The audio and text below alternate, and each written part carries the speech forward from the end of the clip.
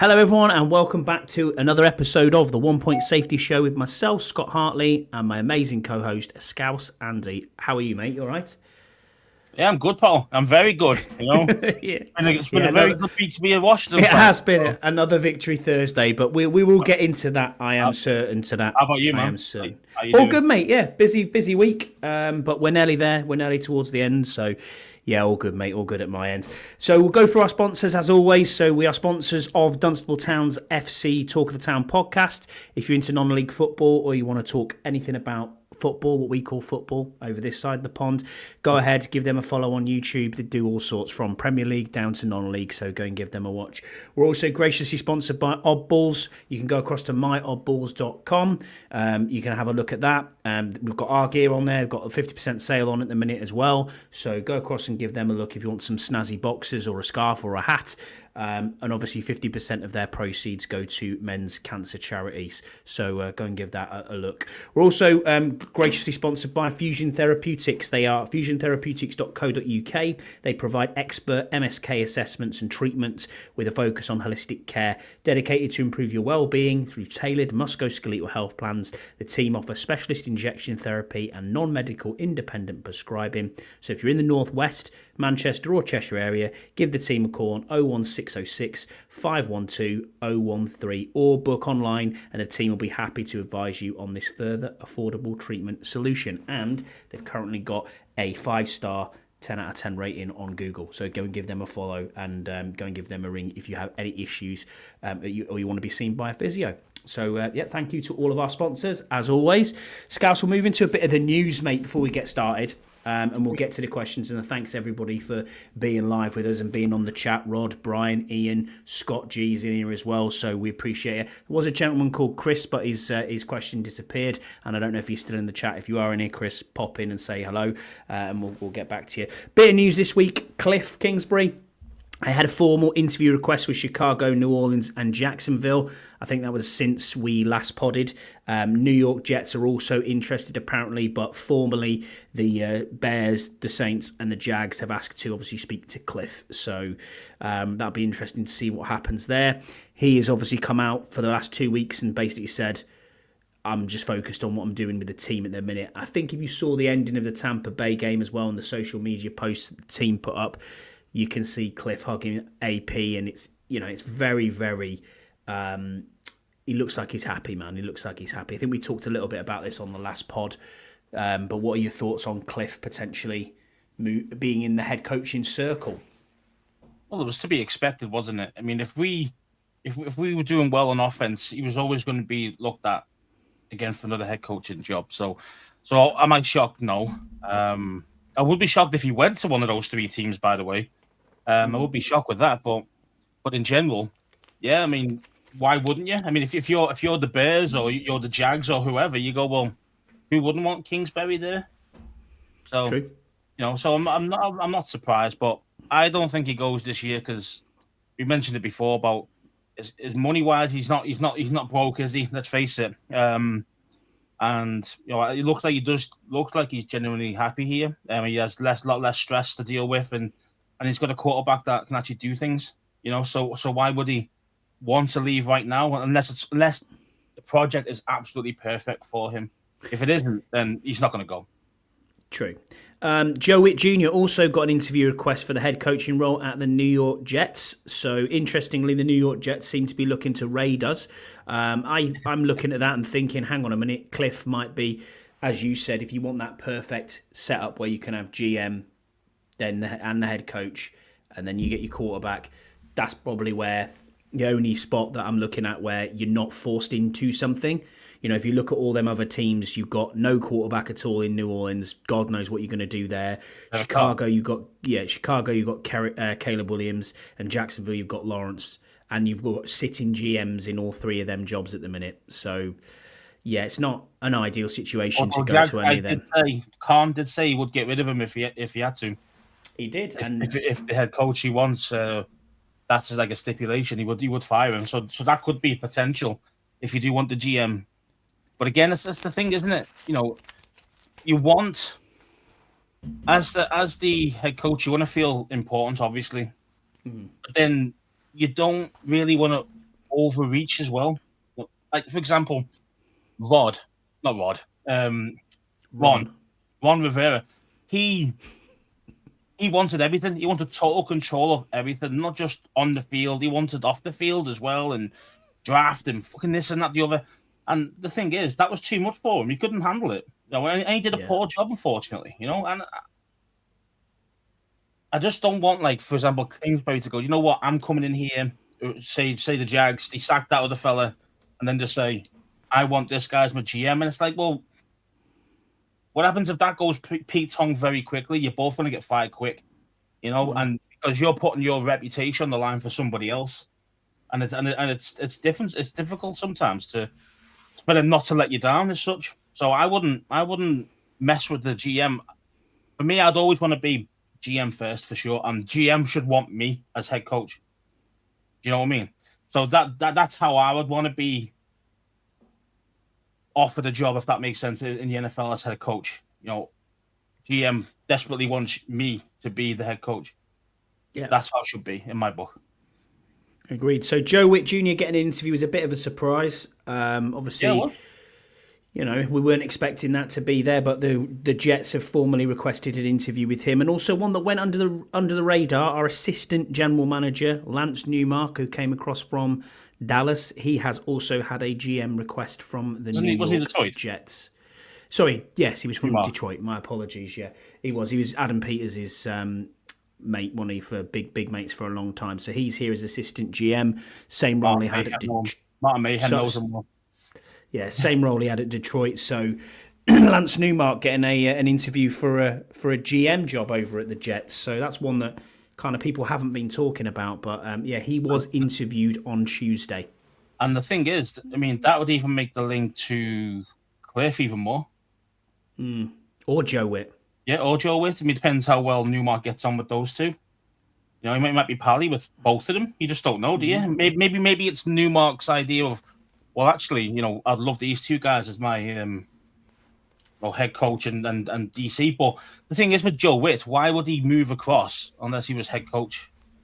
Yeah, you wouldn't do that. Because he's already got defensive coordinator job, so there's only one more high he can get, and that's the head coaching role. So I mean, they can dress it up and put like assistant head coach on, but what? Yeah, like our boy, what was his name from last season? Yeah, one who's failed miserably. What's his name? Eric Bieniemy. The enemy. Yeah. Yeah. But yeah, because that's important. The assistant head coach title. No, it's not really, bro. No, it isn't at all. One other bit of news. It's been a year exactly to the day since Adam Peters took his job and walked into the building a year ago, Scouse. I'll ask you, how do you think his first year's been? Well, he's made a believer out of me. I'll tell you that. The guy obviously came with a huge reputation, great talent evaluator, more of a scout background, and then obviously got into the kind of managerial side later on in his career, and he's surpassed expectations first season. I mean, some of the signings at the start, you think, okay, yeah, a bit of a filler, but these guys have produced, man. I wasn't expecting anything from Dante Fowler, for example. These guys, and he's been brilliant for us. So, he's definitely hit on a lot more than he's missed. I'll tell you that. So yeah, man, you can't be perfect. No one's perfect. So. I think he's had a really good year. You're right. Draft looked good. Free agency, all of the free agents have come up for us big, which is a good thing. There's a couple of dud signings, but you're going to get that at any team. Actually, when you watch the turnover like we were, as well. Yeah, so. That's always going to be difficult. I mean, Michael Davis. Yeah, okay, cheers for that. Anyway, that springs to mind. But apart from that, I think he's a really good talent evaluator. He's clear, and he's been able to help the chemistry and help this culture being built by DQ. They seem to get on all the time. I watched Commander's Log back again from the draft, the rookie's first day. So I sat and watched that again last night for some bizarre reason. It just popped up on my feed, so I thought, I'll give that a watch. And it's obviously 7 months ago now, and you look back and you're like, Jesus, this is where we've come, and you've got like Samra Still, Sinot, you've got all these people talking, going, do you know what? This is where I want to be. And I'm like, yeah, this is well cool. And when you watch that back, you kind of get a bit more of an insight into where we are. Ben Sinner is a miss at the moment. I get that, Ian. I'm completely with you, but he will take 2, probably 3 years. And if you listen to that Commander's Log episode, they actually talked about that. They said it's going to be, what's he going to be like in 25 is what they actually said. And the same with Jordan McGee. So not all draft picks are always going to get, you're going to get the best out of every draft pick. But if you can come away, doesn't always work. Of course you can't. If you can come out with a stud corner, a left tackle, and a QB, you won the draft. Let's be honest. You know what I mean? You really have won the draft. Yep. Right, we'll put it off long enough, mate. We'll get into it. 23-20 win in the wildcard round away at Tampa Bay. Unbelievable game. We'll go through the stats. So Jaden Daniels, he was 24 of 35, 268 yards, 2 TDs, no interceptions, and 1 sack for 0 yards. On the rushing side, Jaden Daniels was our rusher, highest rusher, 13 for 36. Then it was Austin Eckler, 8 for 27. Then it was B-Rob, 10 for 16. Then in the passing game, Diami was 5 catches for 89 and a TD. Terry was 7 catches for 89 and a TD. And then Austin Eckler was 3 for 26. And then on the defensive side of the ball, Dorrance Armstrong and B-Wags, they both had half a sack each on Baker Mayfield. We'll ask you the standard questions as we always do, mate. What do you think went right? What do you think went wrong? I think the biggest thing that went right was the adjustments, and also the what's what I'm looking for, the way Dan Quinn was kind of being aggressive. That's the word.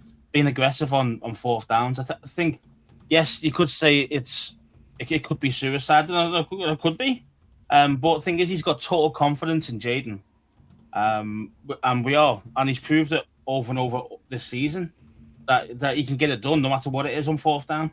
He's 80% completion percentage on fourth down. I mean, which is crazy. So, it didn't work out twice in last week, but look at the touchdown he put on fourth down for us.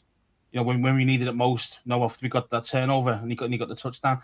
So I'm saying, Jaden's clutch, and he knows DQ knows it is. So for me, I mean, I understand why he's going for on a fourth down, because he knows that high-powered offenses keep them off the field, man. And the same game plan is going to be for this time as well. I don't see us punting at all, because we're going to need 7 nearly every time we get the ball. We're going to need it.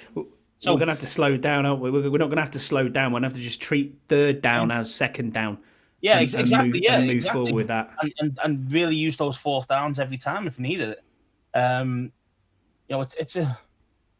I mean, I just love the competitiveness of the team as well. We were behind. It didn't look good. We lost the ball. And I said we turnover on downs, and then it was looking bad at 17-13. They were going to be driving. Then all of a sudden they messed up. Bob B-Wags came up with the big play, and then we took it in. We took it to the house on fourth down. That was the massive turning point out of all of it. I mean, I thought at the time I think the defense held out well, or it was more along the lines of that we were trying to do the long game. We were trying to keep possession little and often dink and dunk, and just slowly get down, take the time off the clock to keep them off the field more than anything else. I mean, Baker only had, I think it was 20 attempts. And, Baker's normally a 40 pass guy every game. So that tells you that, they weren't on the field that often, because we were just we had the more time possession. So the tactics work. Yeah, Baker had 15 attempts, 15 for 18. So 18. So he had 18 attempts. 18 attempts. He was 15 for 18. Yeah. So again, that's not a Baker stat normally. That's normally 38. You know what I mean? 38 attempts and maybe 32 completions, something like that. So I know obviously they used the run game as well, but in general, you definitely see a lot more passing from Baker than what we did. But again, that's because of us keeping the ball and just taking the clock. Yeah, it was unbelievable. that's the way to beat teams like this. You've got better players on offense than we have. Like, yeah, Jaden for Baker, I'd still have Jaden all day, even though I do love Baker, love the way he plays. But then receivers, theirs are better than ours. Simple as that. Miles. So, it's and our tight end did Otton against Zerts. Kind of evenly matched there.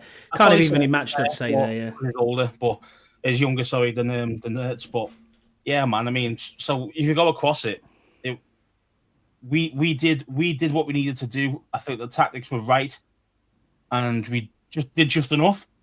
That's what we do. We do just enough to beat teams. We don't blow teams out. Yeah, amazing though that it's taken 19 years to get a player to get to this position, to get a playoff win, and then to be. In my fandom, I've never seen a playoff win, so that's the first time I've ever seen it win. And you know what's weird? I got that feeling again, Scouse, and Jesse knows he's in the chat. John Taman, all them lot, we're all in the chat in our WhatsApp group together. It's going wild. It's 4:00 in the morning. And I just sat there with 4 minutes 41 on the clock thinking to myself, yeah, we're going to win this game. There wasn't a single doubt in my mind again. And this is what Jaden Daniels has done to me this season, is when he gets the ball with time left on the clock, he is absolutely clutch, as you said. It just feels totally different when you're watching the game. And I don't know if anyone in the chat feels the same way, but I've seen it on social media, people talking about it as well. He just has this inner poise and this ability to just be like, you know what, I've done nothing yet. I mean, what's he going to be like if we actually did go a lot further and we got to the big dance? What's he going to be like? Just like, yeah, well done, nice, it's good, because that's the sort of attitude he has. He's just so level playing field, and I think that's a huge skill to have, to be able to keep yourself even keel throughout. I'd say there's no massive highs, there's no massive lows with him. And when he's made a mistake, you can see he just completely forgets it, that never happened, and just goes about his business next time. So when he's given up a pick or two, it's been a couple of games where he's had 2 picks, it still hasn't bothered him. Do you know what I mean? It really hasn't affected his play overall. And a lot of times, especially with rookies, they make a big mistake, they go, and they're in their own heads, and then they start making even worse mistakes going on the rest of the game. But Jaden doesn't do that, and it's it shows how mature he is, and also, as I say, it's that calm demeanor that he's got. He's because he's clutch. Let's say we're 4 minutes left on the clock, and you're thinking, you know what, we're just going to take this down to the last second, and either touchdown or field goal. We know we're just going to get what we need. We're going to get it. It's every week. I'm feeling like that. It's just maybe that's 5 in a row. 5 in a row. Yes, 5 in a row.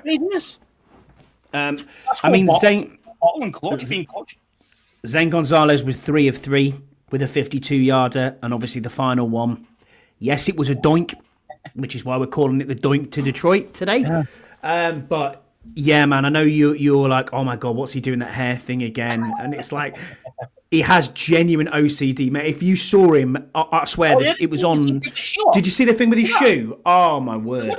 I mean, he had a hole in his sock. That's what it was. And then he couldn't. Oh no, he's came out and said, I had a hole in my sock right near where his little toe was. And obviously, if that happens, he can't concentrate. So it was weird because he said one of the coaching staffs now said, we'll get you a spare pair of socks and we'll have them right next to you. So obviously, if it happens again, take your socks off and put a new pair on. And he was like, yeah, but what I'd have to do is put them socks over the top of the ones that have got a hole in them, because that's what people do. OCD's a real thing, man, and it does happen. And there's certain people out there who have tendencies and things like that. My wife has a little bit of it, so I completely get it. And it's not just a have you left the gas on? Oh shit! No, it's not. It's all have you locked the door? It's not one of them ones. It's it's about various different bits. Like you've got to do certain actions are the same way every time. Yeah, and that's obviously his tick. That's how it works. It must be the hair thing. He's under, the more he messes with his head. I think so. Because he didn't do all that regularly, like even the 52 yards, was long for him. He wasn't doing as much of that But that last kick, he was shitting himself, wasn't he? Let's be honest. He's like, mate, I can't afford to miss this. And I'm done. I'm done. He was all the stupid. I know. I know. Man, he scared me to death, man. He scared me to death. It worked out, and the cardiac commanders, as Bram Weinstein put it, and Rob Morrison in our chat here, that's what we are, man. We are clutch at the final moment. But what a game. Unbelievable. I mean, we've got to look and say, Jaden Daniels had a great game. De'Ami Brown was absolutely clutch, and Rod, he could have another big game on Saturday. Terry with a fourth down touchdown. Austin Eckler to seal it, man. Woo! How close was that to being incomplete? The floater, he just floated it over the top, and I was like, "Oh no, Jaden, what have you done? Like, you've undercooked it, fuck!" And then it just landed just It was brilliant. It was an absolutely spectacular throw out to the flat and away. Austin goes to make sure we get that first down to kind of seal it. I was like, "Oh my god, where are we going here?" Special teams, mate, they were hitting. They were hitting hard.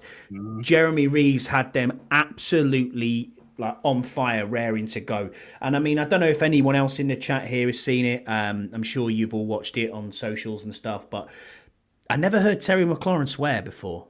But the hype-up speech he gave beforehand, I was like, okay, yeah, I can hear. You know what I mean? It was really good. And then Jeremy Reeves did the same thing. They just felt like when you watch that back, you don't see that bit when you're watching it obviously on the TV broadcast. But when you see that back, you then realise, all right, that's how they were locked in then. Okay, I get it now. And it is that brotherhood, that culture together of being, we're in this for now.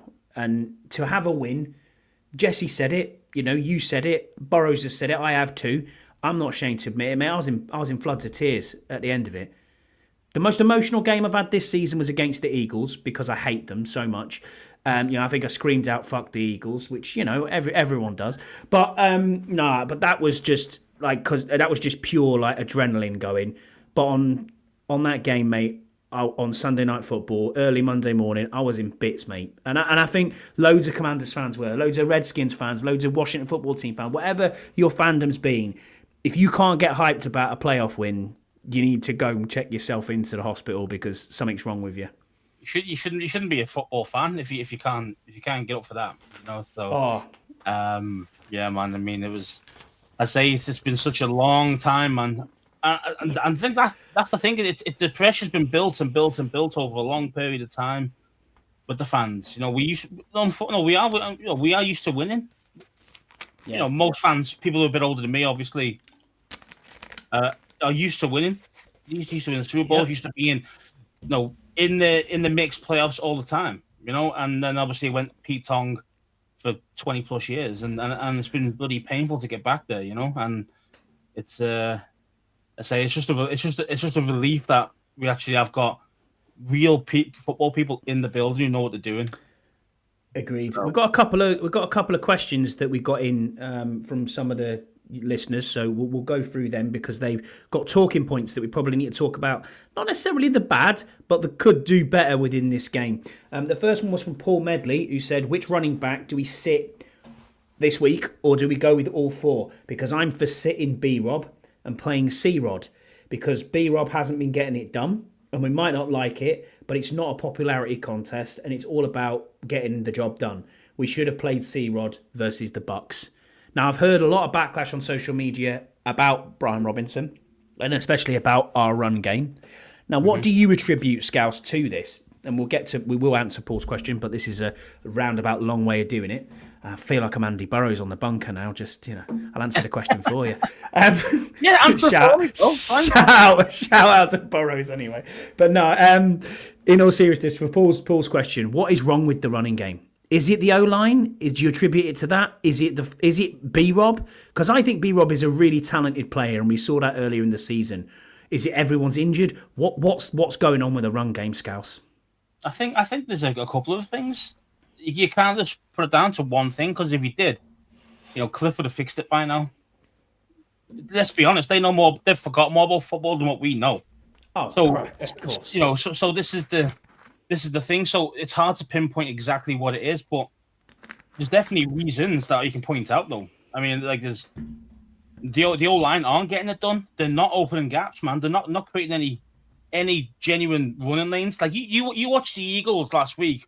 When how much space did Barkley have to go? Like you could have went all the way for a touchdown, but sat down. Really annoyed me, by the way, because when you got him on an anytime touchdown scorer, yeah, cheers for that. Exactly. And that's the thing. But see how big that gap was. It was fucking. You could have got 3 guys to do that. Yeah, it was enormous. They're creating enormous gaps, and plus, obviously, he's very talented, Barkley, and way better than Robinson. But he's got no vision.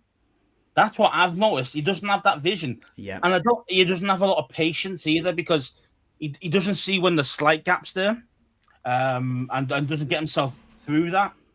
So he ends up running behind the back, up behind the back of his own lineman.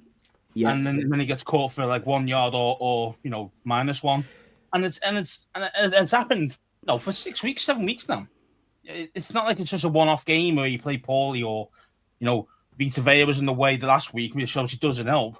But there's definitely a lot more going on there and that's it. I mean, Jesse, do you know what, mate? I completely agree with you. I think the O-line is attributed massively to this. If they're not pushing, as you said, Scouts, if they're not creating lanes or creating blocks, what are you supposed to do as a running back? And the reason I agree with Jesse there and you, Scouts, and not necessarily, I'm not having a whinge at Paul. I think his question is absolutely valid. I think Brian Robinson is good for 5 yards every time. He's that sort of carry. He's that big bruising back that will bust forward and move. But it's very difficult to do that. The reason the O-line is struggling, and we blame this predominantly on the O-line, is because it doesn't matter what back you put in there over the last 7 weeks. No one has got it done. Why are we? Why? Was last game he played. Yeah, he did. But the last 4 weeks, Scouts, Jaden Daniels has been our highest rusher. The only week he wasn't our highest rusher was away at Dallas, and that was Marcus Mariota. And he got taken off at half time, so that do you see what I mean? That tells you all the needs. And so I'm not saying let's get rid of Brian Robinson, not at all. No. But what I do think we need to do in the off season is we need to look at trying to find ourselves a back that's kind of like Jahmyr Gibbs or Bucky Irvin. Everyone wants to find one of them. We all want one of them. But, you know what I mean by that. You're thinner, faster, more... a back that can bounce out. An Austin Eckler of 5 years ago. That's kind of where you want to... Everyone wants one of them. But in all honesty, are you going to find one? It's going to be difficult, man. I mean, in the draft, there's a lot of good running backs this year. There is loads. The guy out of Penn State, I really like him. I think he's very, very good. But yeah, I've not gone through loads and loads. Ashton Genty isn't there as well. He's a first rounder. He's a first rounder. Yeah, you won't be going for him, I don't think. But yeah, I mean, there's a lot of good backs. You'll find even in the third round, you'll find a good back there. So don't panic just yet about the running back scenario. I mean, yes, is it going to get fixed this week? No, it's not. We've had these problems for 6-7 weeks now, and they've not been able to find a way, as in to fix it. Besides using Jaden as the running game, and that's what we're going to be relying on again this week. And that's the thing that worries me. I know you've got permanent PTSD, mate. Yeah, man, I'm scared that every hit he takes, man, I'm like having a heart attack nearly every time he gets hit. I'm just like, oh, mate. And it's not even that he can't take the hits. Obviously, as he's been proven he's taken the hits, but it's like, oh man, there's just one to go wrong, and that's just done forever again. We're back to fucking square one, and that's what scares me to death. And that's why, you have to have top. Protect the merchandise, right? The merchandise is JD. He's the most valuable player, yeah? So how do you protect him? You get him a damn good O-line. You don't get him shit fucking Andy Wiley at right tackle. You don't get Allegretti, who's god-awful. And you get Cosme to sort himself out because you're playing like shit. So this is the thing.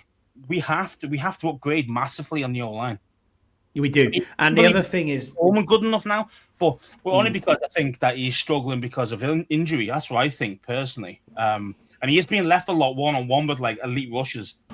And he's going to struggle in his first year at left tackle, being playing tackle, sorry. So I'm just, we've got no depth. And, yeah, there's a lot. We need to do in the O-line. So Jesse's saying here that the RBs in the draft are more like B-Rob, and then obviously Scott G's put Penn State running back is if Singleton is returning to college, also Allen. Don't know who they are, Scott G. I'll have to look at it. But are they going back to college, Scott G, or are they actually don't know going to the NFL? I said I've not done enough research yet on the RBs. That's same. But just know I've been told by a few people that there's a lot of running backs that are good that are coming out this year. So we'll see. Speaking of Scott G, we'll go into another little topic, and it was again a social media kind of driven topic, and it was around Marshawn Lattimore. So, to Scott's question, he said fans were focused on Lattimore's pass defense this last week, but he had the key run to stop preventing the first down by Bucky Irvin, and that led to 2 stops on 2nd and 3rd and 1, and holding Tampa Bay to a field goal before the game-winning drive. What would you say to the fans saying it was a bad trade? I think people are crazy to say it's a bad trade.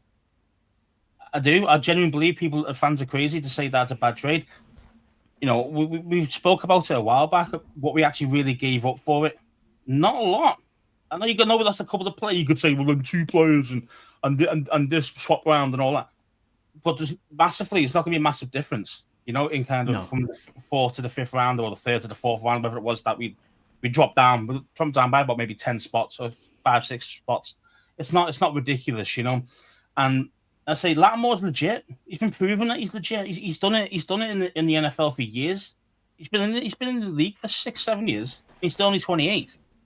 No, it's not like he's over the hill. He's too old. It's not none of that at all. As I say, he's not just good in the pass game. He's good in the run game, like Scott G mentioned. He stopped Bucky Irvin from getting that first down, which would have been crucial. So, and don't forget, he's not 100%. Yeah, that's what I was going to say. Yeah, he's not on the injury list. No, you can tell he's still not 100% on this hamstring. You can tell he's not. But can he play? Yeah, and he's probably given us, maybe 80%. But 80% is way better than the 100% St. Ghost. So I'd rather have that all day long. So, and he's only going to get better. I mean, maybe not this season. You might not see like the true Lattimore, but because I don't think he has missed a lot of time over the season as well. Not just with his hamstring now, but he missed earlier in the season as well, didn't he? And he had a lacerated kidney, didn't he, as well? Last year, wasn't he? Yeah, he's had some injuries that have been a bit weird, though. They haven't been bad hamstrings. This is the first time it's been a hamstring, I think, for a long time. No, he's normally getting like broken wrist or lacerated kidney, which is just unlucky, unfortunate injury. It's not like a recurring muscle problem, So don't panic. That's all I say to the fans. Don't panic and just give him the time, and you'll see the real Lattimore next season, really. But I do hope he's good enough now, though, to hold on to St. Brown and the big boys that we're going to take this week. But yeah, man. But yeah, he's definitely not a bust, so don't worry. Yeah, Rod's right. 23 has had 2 games since October. We'll see the real 23 after a full preseason next year. And then again, Jesse, he said, I don't think he trusts his hammy yet. He probably doesn't yet. I mean, would you? I mean, you were out for what? Was it? We first signed him, and then he was out straight away, wasn't he? For about 4 weeks, 5 weeks, something like that. Yeah, we got him back for the New Orleans game, didn't we? So. Yeah, but we had our bye as well before that. Yeah, the week before that, I think, as well, or game before. Yeah. So I think it was a month. I think it was 5 weeks. It was 4 or 5 weeks, wasn't that he was out? Came back and his hamstring held up until like right at the end of the game, didn't it? In like first game back, and then he missed the last game. He missed the Dallas game, didn't he? Dallas game, yeah. Well.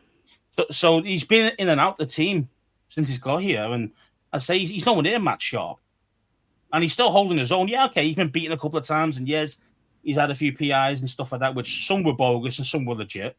But yeah, man, just keep your head up and just keep faith with him because he will repay us, man. He will. Yeah, I agree with that. Yeah, it's one of them. So on the running backs, back to the running backs when we talked about it before, Scott G says that the read option often leads to running success for JD5. Is it causing more of the running backs to struggle as often they have slower first steps waiting for the handoff, which then highlights the O-line struggle and the O-line struggles more? Do you think the read option is playing a factor in the run game? Potentially. I mean, It's a good spot. It is a good spot. Yeah, because say these guys are waiting for that extra second, aren't they? Because you don't know if Jane's going to hand it off to you or not. So it's kind of and that comes with time, though. There were certain quarterbacks in the league. Marcus Mariota is actually one of them.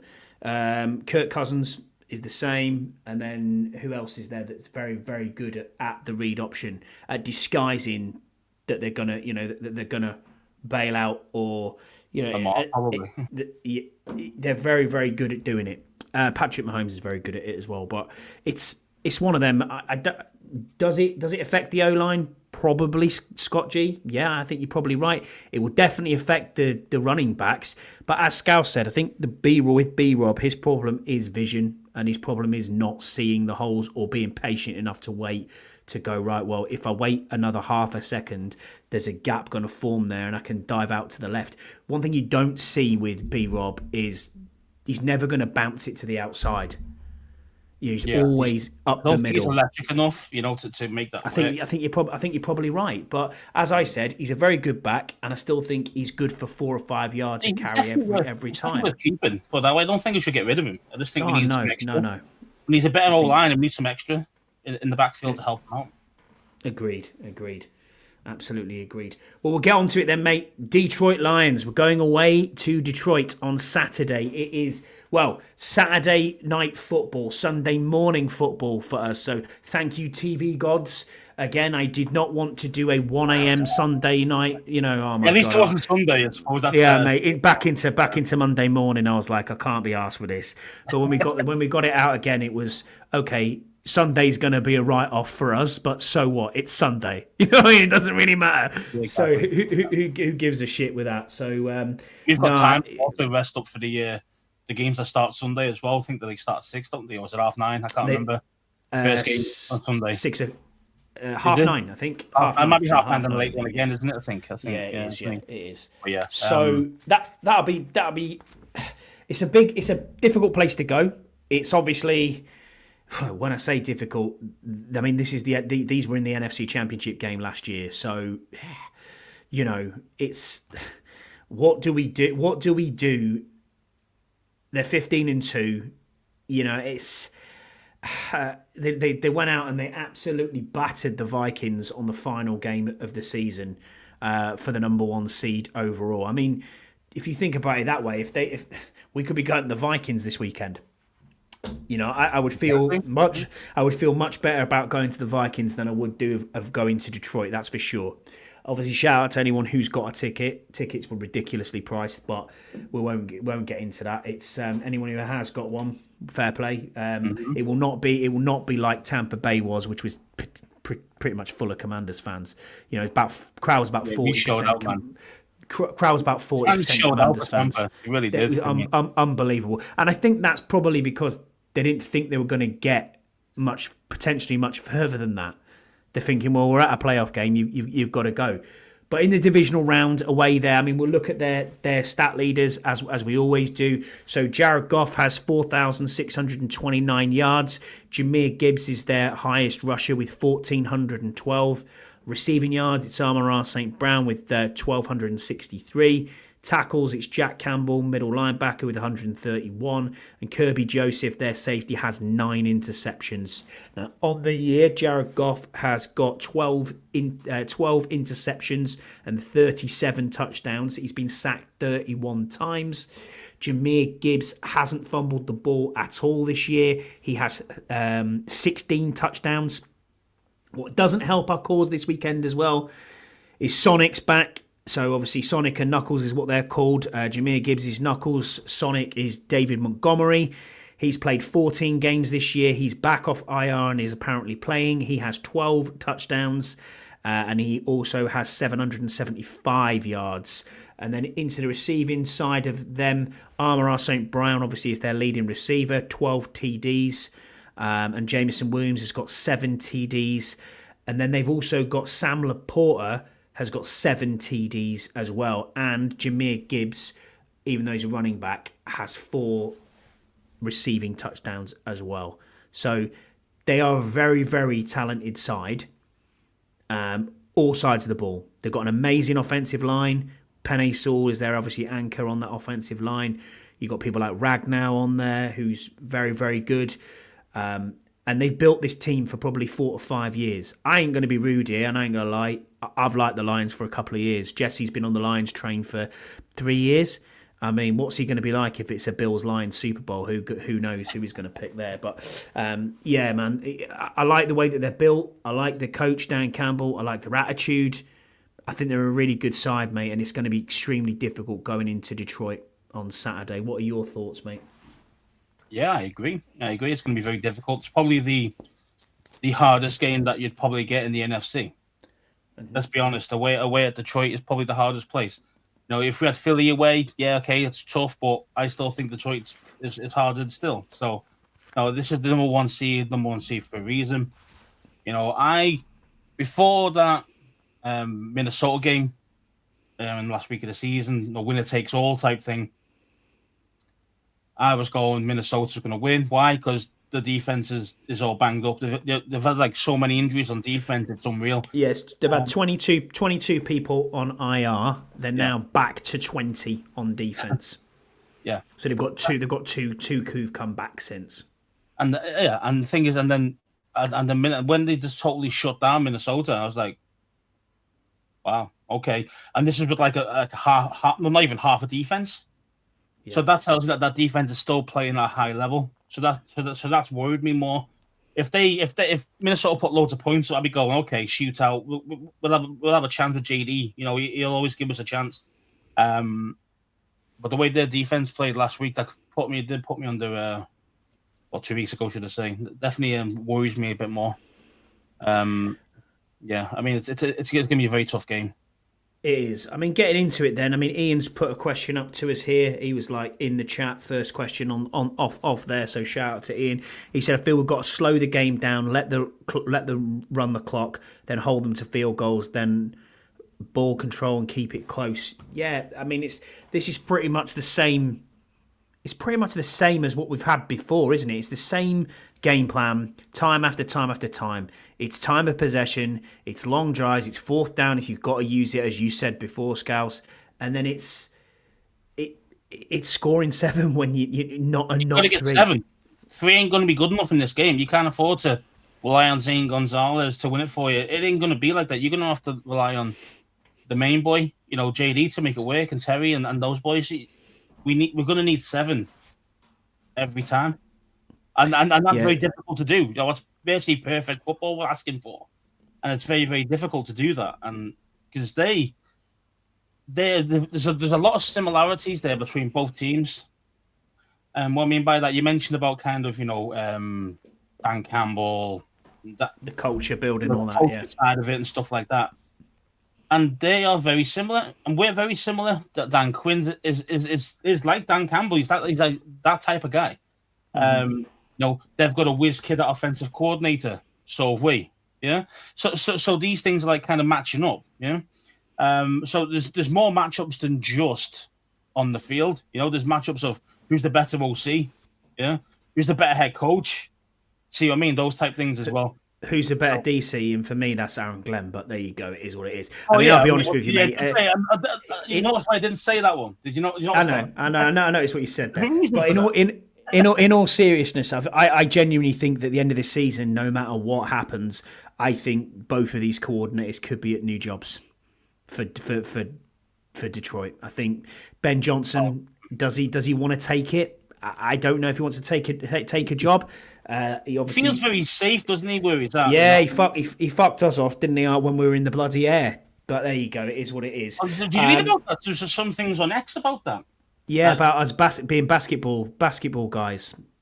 Okay. Yeah, but there's also about that basically supposedly Peters was on the flight over there, as you say. Yeah, he was. And he spoke to him, and he said he wanted Ben Johnson wanted to keep Howell as a starting quarterback, and he was like, "No." Yeah, that was late. That was late.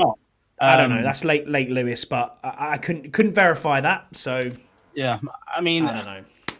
Yeah, I mean, it could be totally made up to get clicks. I don't know, but it's one of them, man. You say return the playing round. Didn't even want to interview him after that. So I don't know. Yeah, Jesse understand BS. All right, fair enough. But it's just one of them things, man. It's like yes, I've been proven wrong by DQ as well. Because I want to 100%. bend on. I wasn't overwhelmed by it. Neither were you. No, I We thought, were, okay, we were he's good. He's got a good reputation, but a bit of a mid type of hire. But he's actually been, he's been exactly what we've needed. And 100% agree. Yeah. and I wouldn't want to change him for anyone at this moment. So, and I think it speaks volumes when you look at the different. If we're going to talk specifically about DQ, if you look back at the culture and about how this building's changed, if you look at the alumni that's now decided, you know what, I'm all in again. I'm coming back. Darryl Green, for example, the way that the past is still being treated and being respected for what it was under the Redskins name, and then bringing that into the future as to where we are here. Doug Williams is a huge lean for not just Jaden Daniels, but also for DQ, man. He is always around that building. And everyone's like, oh, it's Doug Williams, what does he actually do? I know people do say that. He's an integral part of this team and of how this team has played, man. So, yeah, fair play, man. Minnesota did what Minnesota does best, choke. That's why their team colours are purple. That's Scott G. I like that. But yeah, man, what do you think the game plan is then going into this? What have we got to do? As you Is mentioned, it just score? Is it just score 7, mate? Is that all we've got to do? Or yeah, just score 7 every time. No, I mean, no, it's going to be highly unlikely we're going to be able to do that.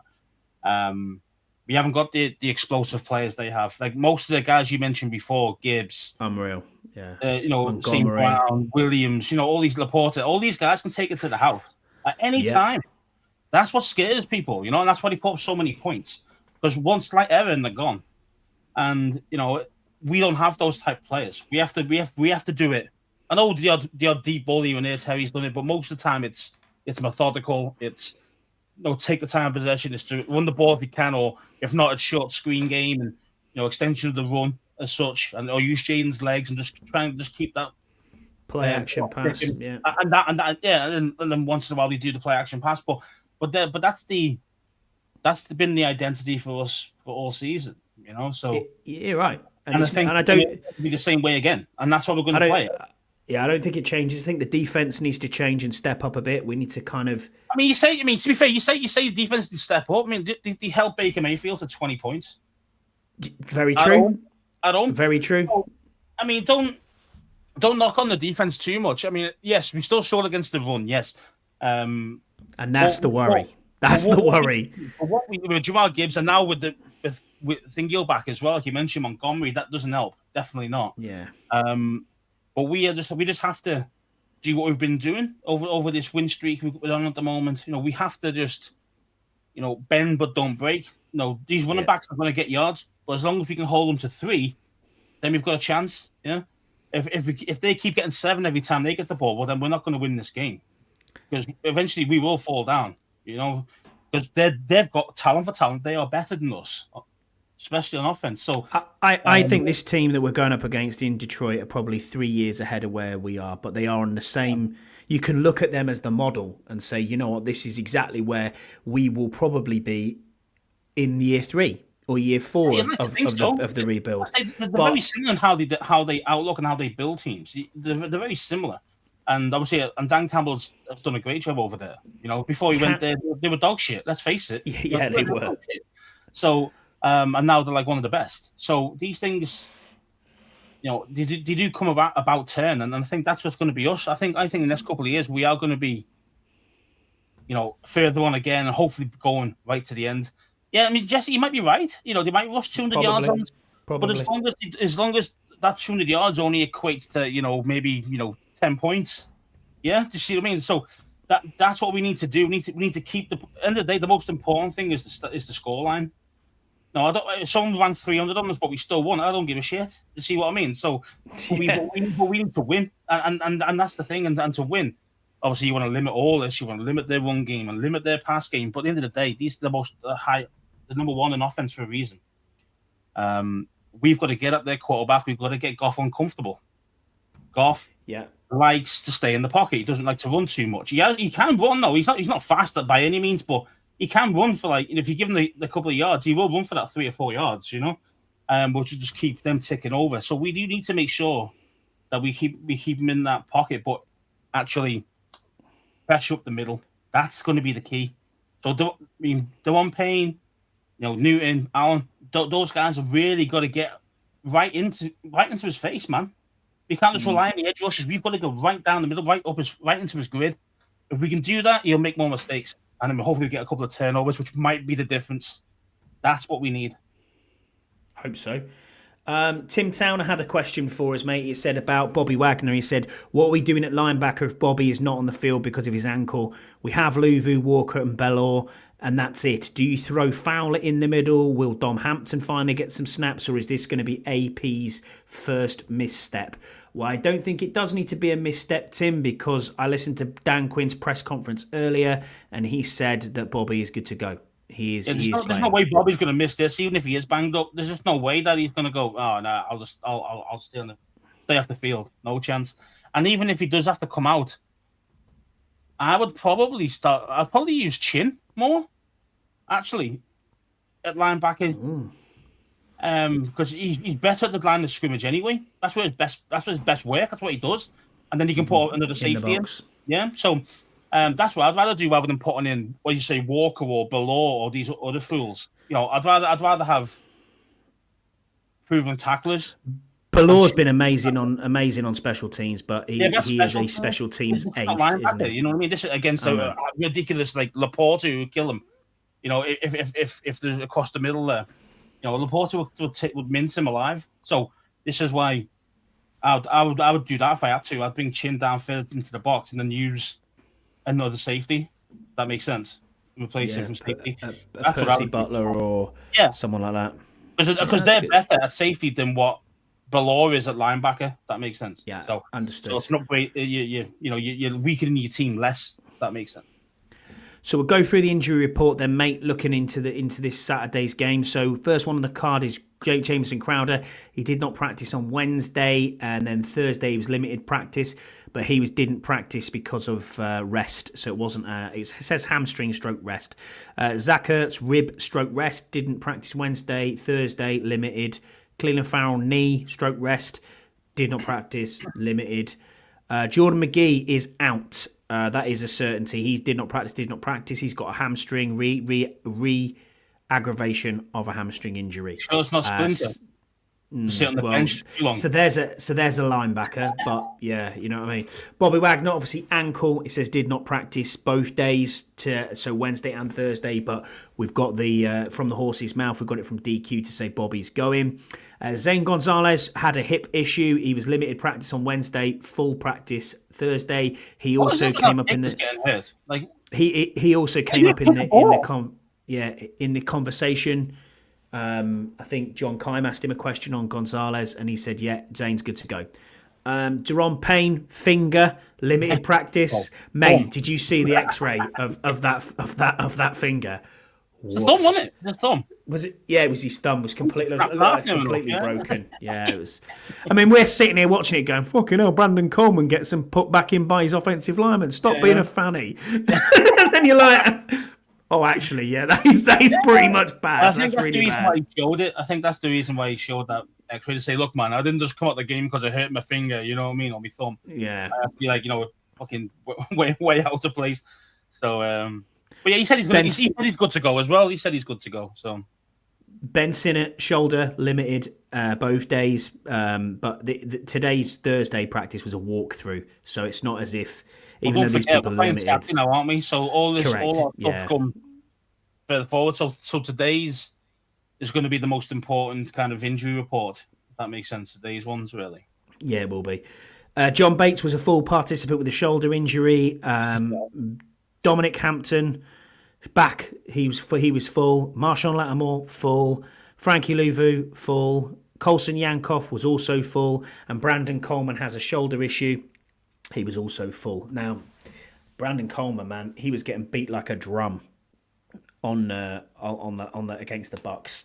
He did not have a good game. That is one thing. But again, it's unbelievable, their D-line. Very, very fast. But at the same time, he is a rookie, and he's going to learn, and it's going to take time. Still believe in Brandon Coleman. I mean, what you tend to see is the biggest step up from a starting left tackle rookie is normally the first to the second season. because they've had a full season, especially the starters. They have a full season. Yeah, they will get kind of struggling a little bit, but then once they start getting used to the same pass rushes coming at them, they know the moves that they do. They manage hell of a lot better in the second season. So don't panic just yet on Coleman, but we still need a lot of help on the O-line or throughout the whole team, like even depth as well. So we need fucking 5 new guys, really. I mean, if you want a couple of starters and a few depth pieces, that's what we need. We need a lot on the O-line. Agreed. And then for their injury report, we'll have a look at theirs quickly. Pat O'Connor, defensive lineman with a calf, didn't practice both days. Ennis Rakestraw, cornerback, illness, stroke hamstring, didn't practice both days. Kevin Zeitler, guard, hamstring, didn't practice both days. That's a big one. Terrion Arnold, cornerback, very good cornerback as well. Foot, he was full practice both days. And David Montgomery, foot both days. Taylor Decker, tackle, he was on not injury-related personal today, so he didn't. So he's Montgomery, he's at foot. I thought it was his knee. And he was knee.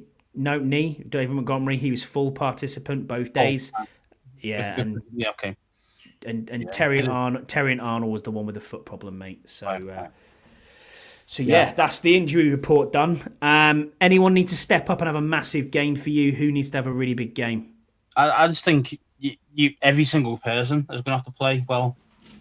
I know it's just easy cop out, but we really do. They really got to play at their best. To have any chance in this game, we've got to play at our absolute optimum, offense, defense. Otherwise, we're just going to get blown out.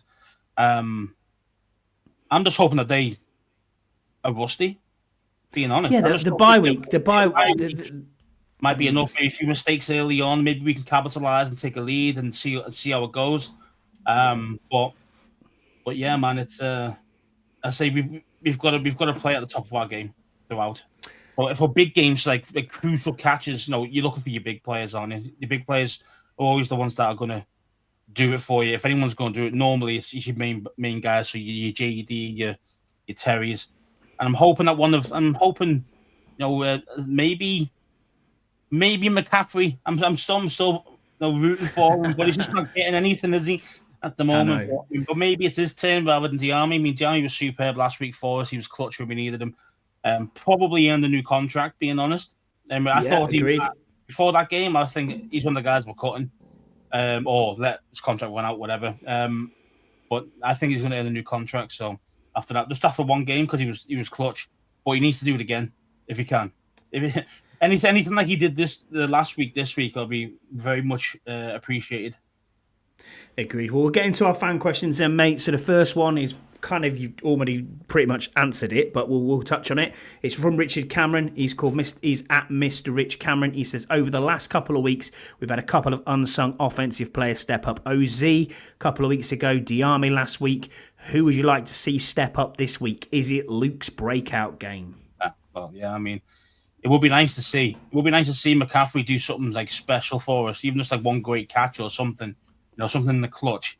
That'd be great to see. But to be fair, I say I don't care who does it or who gets it, as long as someone does it.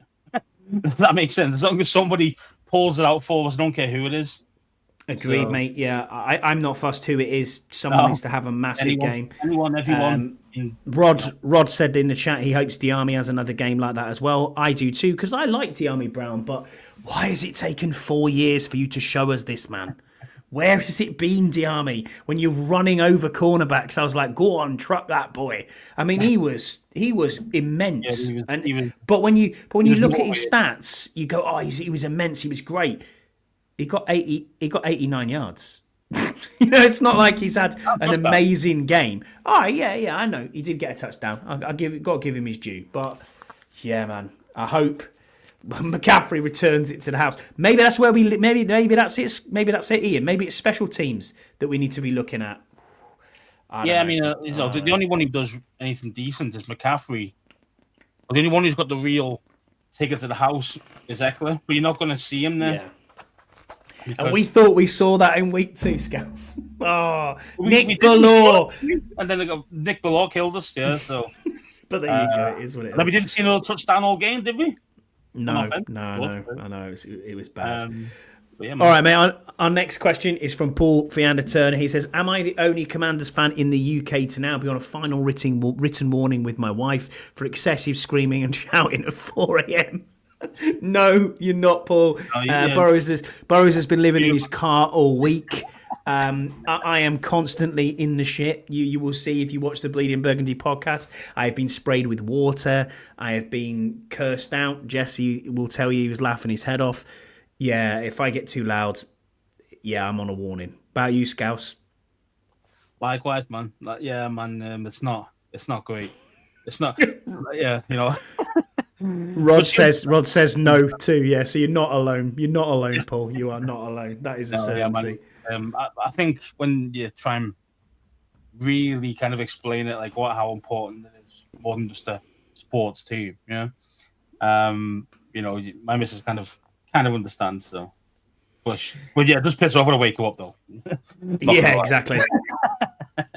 Another one from Paul. He said, "We were so good at controlling the Bucs offense in the second half. How do we do the same against an offense that doesn't have a mobile quarterback but has elite running backs and weapons everywhere else? Should we go in hard or sit back cautiously and do halftime adjustments again?"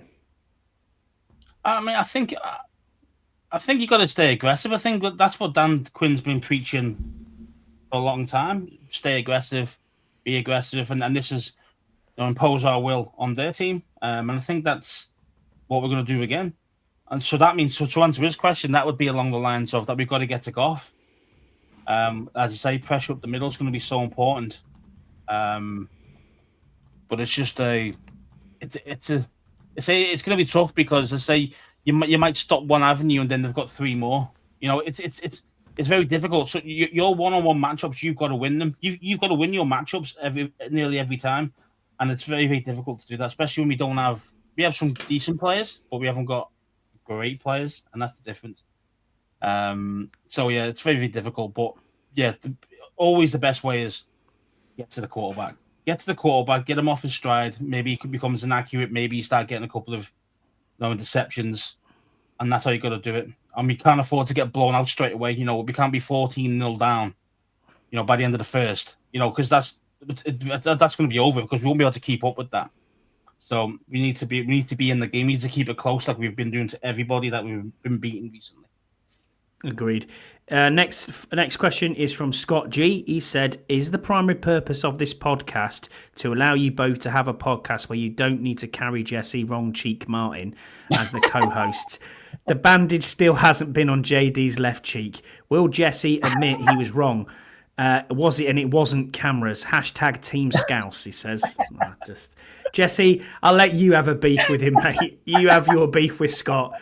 You can either beef in our chat right now, that's absolutely fine, or you can take it. You can take it outside and beef on Twitter. I'm sure this will continue. It looks like normal service has been resumed, Scouse, doesn't it? You know what I mean? Yeah, man. This is what I've been waiting for. I mean, Scott G to get back in at Jesse, because over the last kind of month or so, Jesse and Scott have been like this, haven't they? You know what I mean? So it's been a bit weird for me.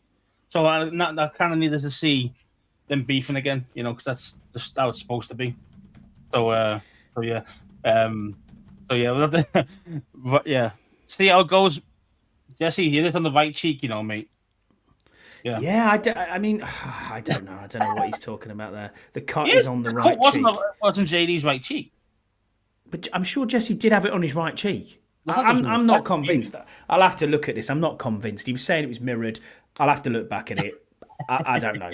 I don't know. The receipt keeper's there again, isn't he? So we'll see what happens. He's got the receipts, man. You'll find it. You'll find the receipt. So our final question is from Andy Burrows, actually. So let me just have a quick look up the chat here. Jesse had it on his left cheek. Right. Okay. We'll have it here. So he says you have two pills, one blue, one red. I like where this is going. If you take the blue pill, Washington are guaranteed to win the Super Bowl this year, but JD5 doesn't stay after his deal runs out. Or you take the red one and JD5 stays after his rookie deal runs out, but we get beat on Saturday. What are you doing? Red pill. You're taking the red pill, get beat on Saturday and regroup. Yeah. because you'll have JD for 5, 6, 7, 8 years, and you've got more, and then hopefully think you've got a chance to win a Super Bowl in the next 7 years. Yeah, even though we don't win it this year, so I'd rather have that. I mean, I know. What would you do? Same, red pill. I already said red pill straight away because he's the future of the franchise. I don't want to just see him for 5 years. 4 year, then it's the end of his rookie deal, and then it's you've got another 1 more year, and then bye. I don't want to see that. I never want to see that. He needs to retire. He needs his number retired. We need to fix his jacket right now, ready for the Hall of Fame. That's what we need to do. But I just think if you can gain this experience at the moment that we've got right now, and we do lose on Saturday, because in all honesty, I think we probably will lose on Saturday. I don't want to be a Debbie Downer. But yeah, it's you can come back from this. You can build again next year. Yeah. You've got the experience of doing what we're doing now, and then you can crack on and go. You're hoping JD is going to be the real deal for 10 years. Exactly. So would you rather have one Super Bowl in 4 years or 5 years that you might have him for, and then don't have him anymore, or would you rather have 10 years and hope that you get 3 Super Bowls? Exactly. Yeah, that's the risk. That's the risk you take. Yeah. So I mean, it is a risk because obviously you're saying you're guaranteed to win the Super Bowl this year. That's his question. You are guaranteed to win it this year, but JD leaves after his rookie deal. So so it's because we've had so much pain with quarterbacks. And that we've not had a real deal one for such a long time. I think most fans would probably want the quarterback to stay longer and hopefully 100%. Win 2 or 3 that way more than just one now. Yeah, I'm not greedy. I'm not greedy for one now. Look at the LA Rams. That's all I'll say. Yeah, they sold out everything. To get Stafford there, and then they did, and it worked. They went all the way and won. But then they've been rebuilding since. And they're doing okay, but they're not like right up there. You know what I mean? They're not like where they were because they had no draft picks and they had no cap. So that's just how it works. Exactly. Yeah, Ian, blue pill, nothing's guaranteed. Come on. Nah, I know nothing's guaranteed, but it's exciting when it's not guaranteed, Ian, and it's exciting when you've got a talent as such as Jay. Yeah, Brian. I'm in for longevity. Go red. Yeah. Same. Yeah, I am too. But there you go. Well, that just about does us, mate. Obviously, before we go, predictions, Scouse. If I can get a prediction from you, what are you thinking? My predictions aren't too far away, man. I said 28-24 to us, in the Tampa game. It was 23-20, so I'm not too far away. But this one here, I think we lose, and I think we lose by 10. I think we lose by 10, and we're going to go 38-28. I'm going to go 40 points to 21 to the Lions. Unfortunately, I think we lose 2. I think they've just got too much talent for us to deal with. Unfortunately, I think you're looking at maybe a rushing touchdown late on, and then to seal it, maybe like a Laporta touchdown as well late on. I think we're in it. I do think we're in it for maybe 3 quarters, but I just think their talent is gonna tell in the end, especially being in their home as well, number 1 seed, big noisy environment. It's going to be very, very difficult. But you never know, mate. You never know. When Jaden's at the helm, you just don't know. You got a chance. We've always got a chance. You buy a ticket, as I said. You buy a ticket. You know what I mean. You take your chance, don't you? That's all you can do. Who knows? Who knows what will be. Just make you believe that you can do it. If anyone could do it, JD's one of those guys who could do it. So it's not hopeless. You know what I mean? So keep your heads high. No, it's not. Out there, absolutely. But it's just I think deep down they've got a little bit too much for us. I think. Hopefully they make some mistakes that they don't normally do, and we capitalize.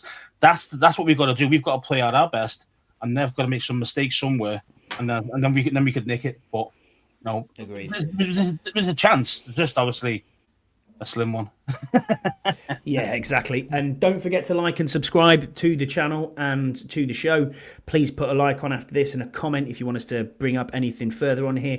If you're listening to the pod, we really appreciate it as well. So anybody who's been in the chat with us today, anyone who's been listening to it, anyone who's retweeted it, whatever, Commanders Nation, just enjoy the game. It doesn't matter what happens at the end. Enjoy it. We don't get here often. How cool is it that we're in the divisional round? That's nice, man. It's nice just to be speaking. January 16th, actually still got meaningful football. Like, we're still in it, so we got a chance to go all the way. Still, it's great. It's really refreshing and really nice to feel good about your team for a change.